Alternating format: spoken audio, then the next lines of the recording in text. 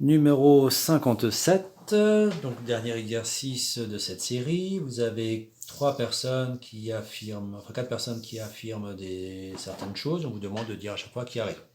Manon prétend qu'elle a construit un quadrilatère dont les diagonales sont perpendiculaires et qui n'est pas un losange, et Fatou prétend que ce n'est pas possible. Qui a raison?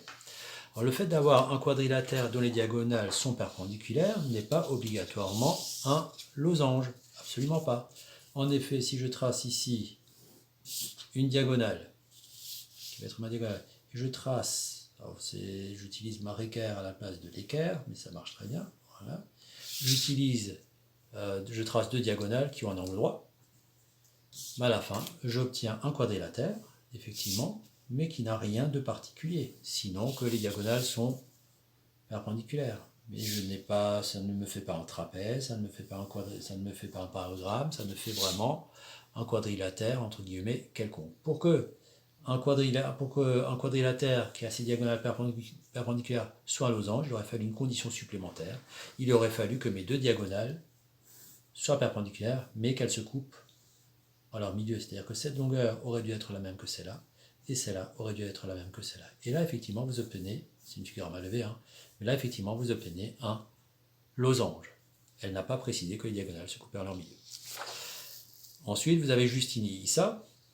Il a construit un quadrilatère dont les diagonales ont la même longueur, et lui, il prétend que c'est un rectangle. Bon, Justine, alors que Issa ait fait ça, on peut bien le croire, effectivement. Que Justine prétende que c'est un rectangle, c'est pas sûr. Pourquoi? Parce que si j'ai 2 diagonales de la même longueur, moi je vais faire une diagonale de 8 cm et une autre diagonale là aussi de 8 cm, par exemple là, voilà. Vous voyez que mes 2 diagonales, elles ont 8 cm, par contre à la fin, j'obtiens quelque chose qui n'est absolument pas un rectangle. Car ça, c'est pas un rectangle, ça se voit, c'est évident que ça n'est pas. Pourtant, un rectangle a les diagonales de la même longueur. Donc c'est pour ça qu'elle a été induite en erreur, Justine.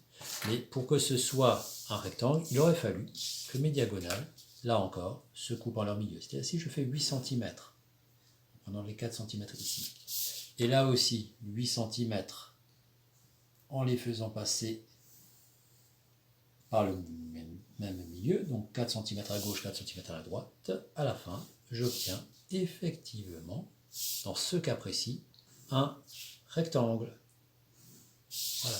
Bon, là, l'angle droit n'est pas très beau, mais normalement, ça aurait dû faire un bel angle droit. Voilà. À aucun moment, Issa n'a précisé que les diagonales se coupaient en leur milieu. Donc, Justine ne peut pas être sûre à 100% qu'il s'agit d'un rectangle.